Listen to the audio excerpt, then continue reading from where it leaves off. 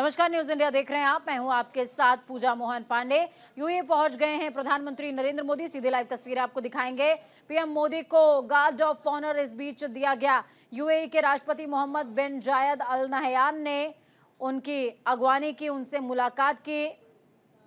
तस्वीरें देखिए।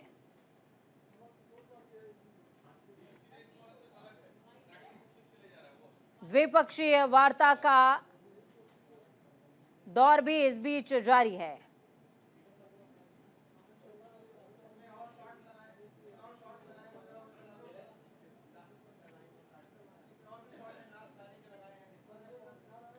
प्रतिनिधियों का एक लंबा चौड़ा पैनल बैठा हुआ।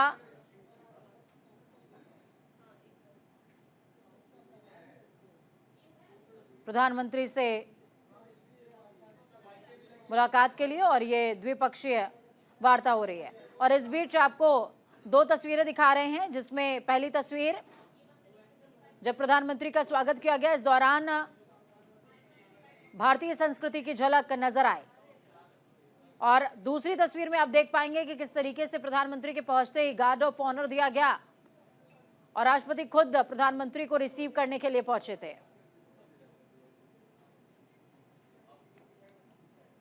और बीच की तस्वीर में आप देख पाएंगे, ये लाइव तस्वीरें हैं जिसमें प्रधानमंत्री और राष्ट्रपति, यूएई के राष्ट्रपति के बीच में द्विपक्षीय वार्ता चल रही है।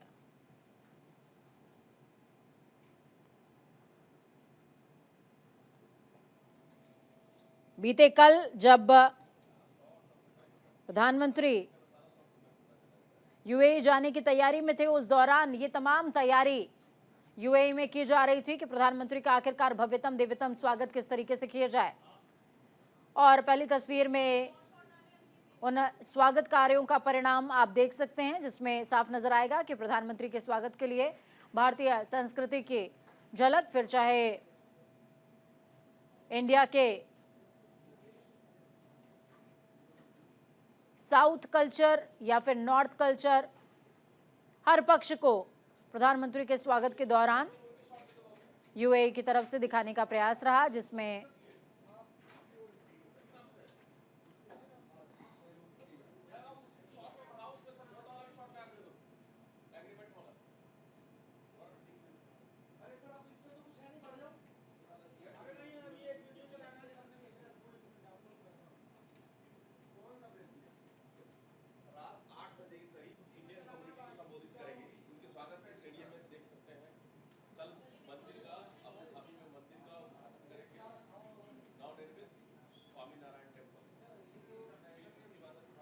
तो दो तस्वीरें आपको दिखा रहे हैं, तस्वीरें लगातार आपको दिखा रहे हैं। प्रधानमंत्री स्टेडियम में संबोधित भी करने वाले हैं, और जिस स्टेडियम में प्रधानमंत्री पूरे यूएई समेत संपूर्ण विश्व को संबोधित करेंगे, वहां की झलक आपको दिखा रहे हैं, जहां पर प्रधानमंत्री के स्वागत के लिए भारतीय संस्कृति की झलक। और ये जो तस्वीरें हैं, इसमें आप देख पाएंगे प्रधानमंत्री का जब स्वागत हुआ तो राष्ट्रपति खुद उनको रिसीव करने के लिए आए, उसके बाद गार्ड ऑफ ऑनर भी दिया गया। ये चार तस्वीरें अपने आप में पूरा सार समेटे हुए। पहली तस्वीर में आप देख पाएंगे प्रधानमंत्री के साथ द्विपक्षीय वार्ता राष्ट्रपति की हो रही है। दूसरी तस्वीर जब वो पहुंचे यूएई में तो गार्ड ऑफ ऑनर उनको दिया गया। तीसरी तस्वीर जहां अब से कुछ देर के बाद प्रधानमंत्री यूएई समेत संपूर्ण विश्व को संबोधित करने वाले हैं, और यहां से वसुधैव कुटुंबकम का एक सार शुरू होगा, सनातन के गौरव का सार शुरू होगा। यहीं पर प्रधानमंत्री संबोधित करेंगे। यहां पर भारतीय संस्कृति की झलक और तैयारियां साफ नजर आती हैं। चौथी तस्वीर आपको नजर आएगी, ये कल के लिए तस्वीर बेहद खास है, जहां प्रधानमंत्री पहुंचेंगे और बाप्स मंदिर का इनॉग्रेशन करने वाले हैं। सोचिए, जब कल संपूर्ण विश्व वैलेंटाइंस डे मना रहा होगा तो सनातन की ध्वजा यूएई के अबू धाबी में अपनी मुखरता, प्रखरता और दिव्यता बिखेर रही होगी।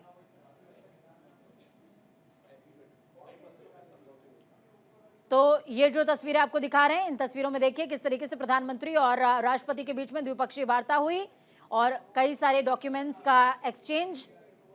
द्विपक्षीय वार्ता के दौरान कई मुद्दों पर हामी भरी गई है। और इसके अलावा यूएई में रुपे कार्ड को लेकर पहला ट्रांजैक्शन प्रधानमंत्री करते हुए राष्ट्रपति को यह कार्ड प्रधानमंत्री की तरफ से हैंडओवर किया गया है। तो ये रुपे कार्ड अपने आप में इस बात का द्योतक है कि आप अगर अपने हाथ में रुपे कार्ड लेकर के अपने आप को आम समझ रहे हैं तो अभी से खास समझने लग जाइए, क्योंकि यही कार्ड यूएई के राष्ट्रपति भी अब होल्ड कर रहे हैं।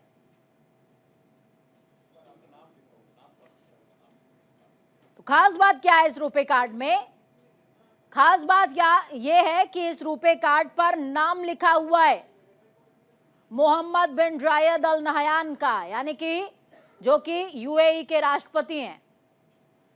आपका जो रुपे कार्ड होगा, जब ये रुपे कार्ड हम आपको दिखा रहे हैं तो अपने वॉलेट से अपना रुपे कार्ड निकालिए और उस पर देखिए कि आपका नाम लिखा हुआ होगा। यही नाम मोहम्मद बिन जायद अल नहयान का भी लिखा हुआ है रुपे कार्ड पर, और ठीक वैसा ही कार्ड है। थोड़ा सा रंग ढंग बदला हुआ है लेकिन कार्ड रुपए ही है। तो अगर आप दुबई जाने का प्लान कर रहे हैं तो आपके लिए खुशखबरी ये है कि आप वहां पर भी रुपे कार्ड से शॉपिंग कर पाएंगे, क्योंकि अब तो वहां के राष्ट्रपति भी रुपे कार्ड होल्ड कर रहे हैं। तो आपके लिए कोई बंदिश नहीं है।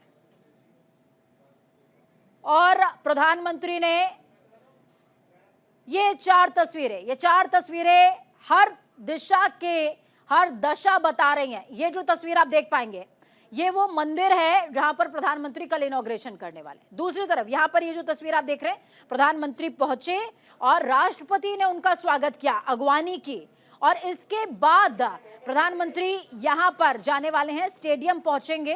गार्ड ऑफ ऑनर यहां पर दिया गया, प्रधानमंत्री की अगवानी की राष्ट्रपति ने, गार्ड ऑफ ऑनर दिया गया। फिर अब प्रधानमंत्री यहां पहुंचेंगे, स्टेडियम पहुंचने वाले हैं। स्टेडियम में एक उनका अभिभाषण होगा जहां पर वो प्रवासी भारतीयों को भी संबोधित करेंगे और साथ साथ संपूर्ण विश्व में वसुधैव कुटुंबकम का सार साझा करने वाले हैं। और इधर जो आप ये तस्वीर देख पाएंगे इसमें द्विपक्षीय वार्ता का जिक्र जरूरी हो जाता है, क्योंकि प्रधानमंत्री जब बाहर गए हुए हैं तो ऐसा तो है नहीं कि कुछ मुद्दों पर बातचीत नहीं होगी। दो देशों के प्रमुख मिलते हैं तो कई मुद्दों पर बातचीत होती है, और भारत व्यवहार कुशल राष्ट्रों में से एक है जिसका प्रतिनिधित्व इस समय प्रधानमंत्री नरेंद्र मोदी कर रहे हैं। और व्यवहार कुशलता का भाव इसी बात से समझिए कि प्रधानमंत्री यूएई पहुंचे और प्रधानमंत्री को रिसीव करने के लिए कौन आया? यूएई के सर्वोच्च पद पर बैठे वहां के राष्ट्रपति अल नहयान खुद पहुंचे, और उसके बाद प्रधानमंत्री को गार्ड ऑफ ऑनर दिया जाता है। फिर यहां पर आप देखिए प्रधानमंत्री के साथ में द्विपक्षीय वार्ता चल रही है। कई सारे मुद्दों पर डॉक्यूमेंट का एक्सचेंज हुआ है, डॉक्यूमेंट एक्सचेंज किए गए, कई मुद्दों पर बातचीत हुई, सहमति बनी। ये तस्वीर देखिए, यहां अब से कुछ ही देर के बाद प्रधानमंत्री आपको नजर आएंगे जहां पर सांस्कृतिक कार्यक्रमों की झड़ी नजर आ रही है। भारत का कोई ऐसा राज्य नहीं, कोई ऐसा कोना नहीं जो अपनी छटा इस स्टेडियम में ना बिखेर रहा हो, जहां की संस्कृति अपना रंग ना बिखेर रही हो।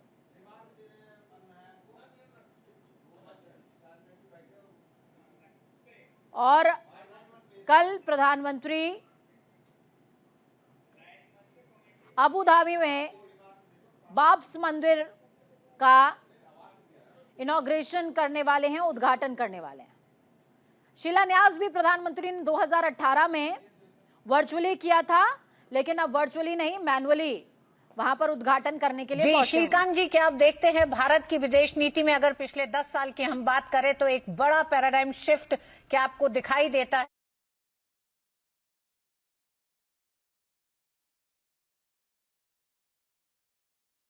पहुंचे हैं प्रधानमंत्री नरेंद्र मोदी, और प्रधानमंत्री और यूएई के राष्ट्रपति के बीच में द्विपक्षीय वार्ता इस दौरान हुई है।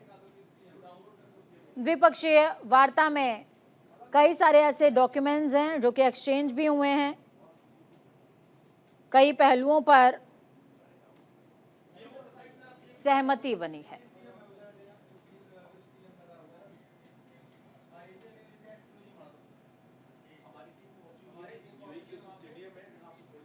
तो ये जो तस्वीर आपको दिखा रहे हैं, यूएई के किंग मोहम्मद बिन जायद ने अगवानी करी। और ये जो तस्वीर आपको दिखा रहे हैं न्यूज इंडिया के कैमरे की नजर से, ये एक्सक्लूसिव तस्वीरें देखिए। ये वही स्टेडियम जहां प्रधानमंत्री अब से कुछ देर के बाद आपको संबोधित करते हुए नजर आएंगे यूएई के कैमरे में। माफ कीजिएगा, न्यूज इंडिया के कैमरे में ये तस्वीरें कैद हुई हैं और न्यूज इंडिया इस समय उसी स्टेडियम में मौजूद है। और आप देख पाएंगे जैसा कि जब भी प्रधानमंत्री बाहर जाते हैं तो प्रवासी भारतीयों से जरूर मिलते हैं और प्रवासी भारतीयों में बहुत ज्यादा उत्साह भी रहता है, वही उत्साह नजर भी आ रहा है। प्रधानमंत्री की एक झलक पाकर लोग अपने आप को गौरवान्वित महसूस करते हैं। तो बस यहां पर पहुंचे हुए जो तमाम प्रवासी भारतीय हैं जो यूएई में रहते हैं,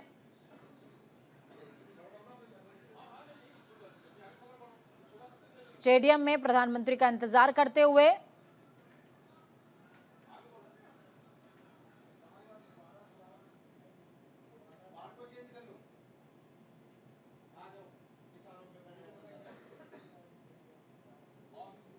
ये ओडिशा का नृत्य करती हुई तमाम युवतियां,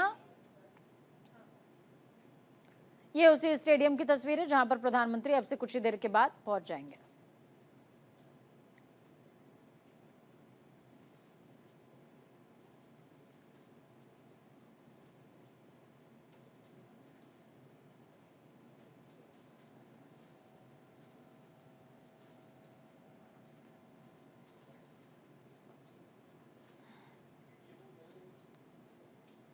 तो प्रधानमंत्री यूएई पहुंच चुके हैं, द्विपक्षीय वार्ता हो चुकी है। प्रधानमंत्री की अगवानी यूएई के राष्ट्रपति नायान ने खुद करी, उसके बाद उनको गार्ड ऑफ ऑनर दिया गया। अब बारी स्टेडियम की, जिसकी झलक भी हम आपको टीवी स्क्रीन पर दिखा रहे हैं। प्रधानमंत्री यहां पर पहुंचेंगे और तमाम प्रवासी भारतीयों से बातचीत भी करेंगे।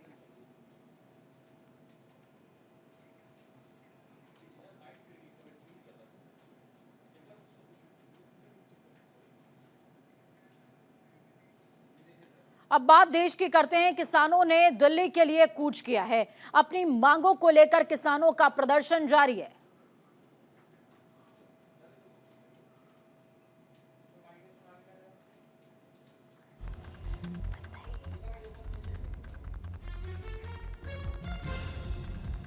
शंभू बॉर्डर पर आंसू गैस के गोले दागे गए।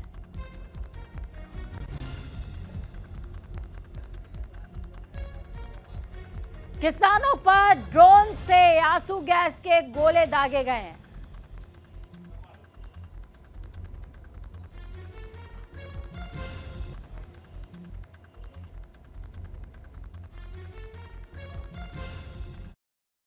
अब कुछ कारण समझ नहीं आते।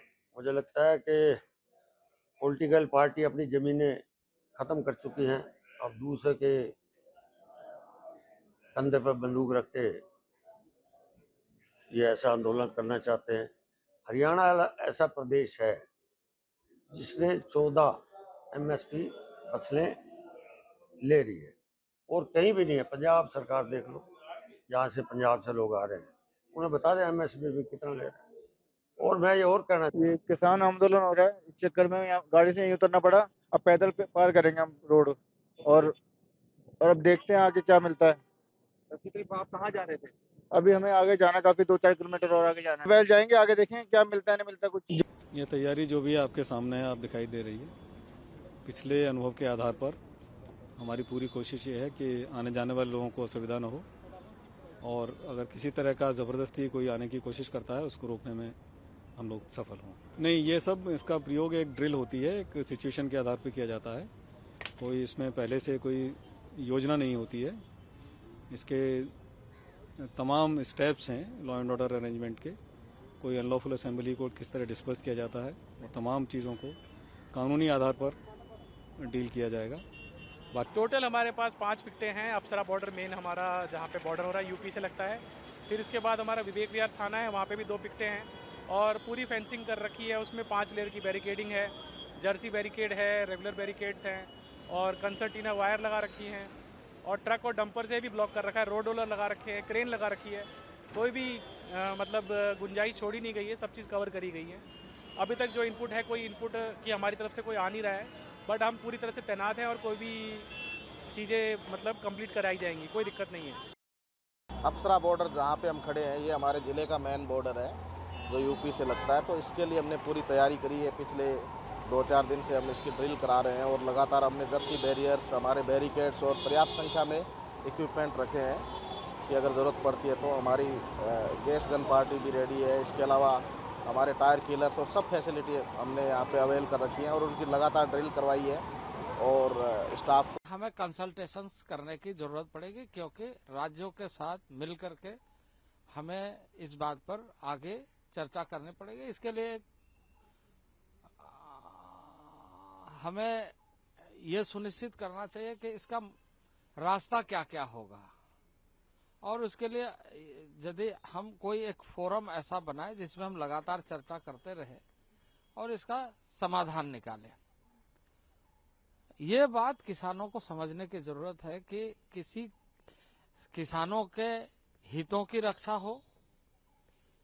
भारत सरकार जो किसान सम्मान निधि है, माननीय प्रधानमंत्री जी ने उसको शुरू किया, और जो छोटा किसान है 2 एकड़ का है, 2.5 एकड़ का है, 3 एकड़ का है, अगर 6,000 रुपए उसको मिलते हैं तो मैं समझता हूँ उसके जो खाद और भी उसके पैसे हैं, दवाई के पैसे, वो तो लगभग उसके पास डाल दिए। तो अगर ये पैसे उसको मिल जाते हैं तो उत्पादन लागत कम होगी, तो निश्चित तौर से किसान उससे लाभ में है। जहाँ तक बात करना समाधान नहीं है, समाधान निकालना समाधान है। बात तो पहली बार भी 12 दौर की बातचीत हुई, लेकिन सरकार ने समाधान नहीं निकाला। सरकार फसलों के रेट कम और जमीनों के रेट महंगी करके इस जमीन को छीनना चाहती है। ये पॉलिसी सरकारों की है। बड़े उद्योगपति पूरे देश में जमीन खरीद रहे हैं, किसानों को कर्जा दे के उसके बदले में जमीन लेने की पॉलिसी है। ये किसान समझ गए कि जहाँ तक किसानों की मांग का सवाल है, केंद्र सरकार को तुरंत उनसे बात करके और उनकी बात माननी चाहिए। कि जहाँ तक किसानों की मांग का सवाल है, केंद्र सरकार को तुरंत उनसे बात करके और उनकी बात आवश्यक है किसान आंदोलन, क्योंकि मध्य प्रदेश, खास करके मध्य प्रदेश में, क्योंकि मध्य प्रदेश की 70% अर्थव्यवस्था कृषि क्षेत्र पर आधारित है और किसानी आर्थिक गतिविधि पैदा करते हैं। किराने की दुकान। भाई आंदोलन तो पूरे देश में आंदोलन है। हमारा प्रदेश अध्यक्ष है मध्य प्रदेश का, वो गिरफ्तार कर लिया आज।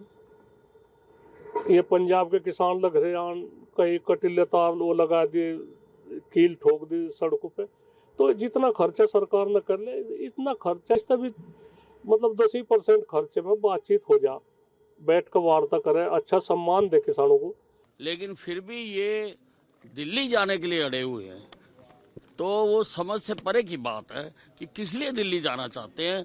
ऐसा लगता है कि इनका मकसद कुछ और है। नहीं, पूरी तरह से तैयारियां हैं, हम शांति भंग नहीं होने देंगे। और मेरा तो इनको ये कहना है कि ये अपनी कॉल को विड्रॉ करें, वापस लें अपनी कॉल को। वक्त यहाँ पर एक छोटे से ब्रेक का। ब्रेक के उस पार खबरों का सफर लगातार जारी है।